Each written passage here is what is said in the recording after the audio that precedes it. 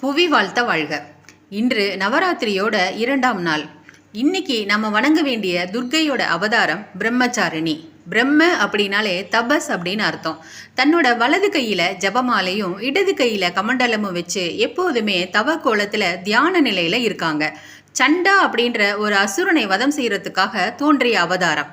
சண்டா அப்படின்னாலே கடும் சினம் கொண்டவன் அப்படின்னு பொருள்.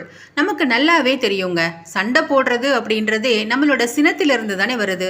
இந்த சினத்தை நம்ம தியானம் மூலமாக மட்டும்தான் கட்டுப்படுத்த முடியும். அதற்கு ஏற்ற கோலம் தான் பிரம்மச்சாரிணி அம்மனோட தவ கோலம்.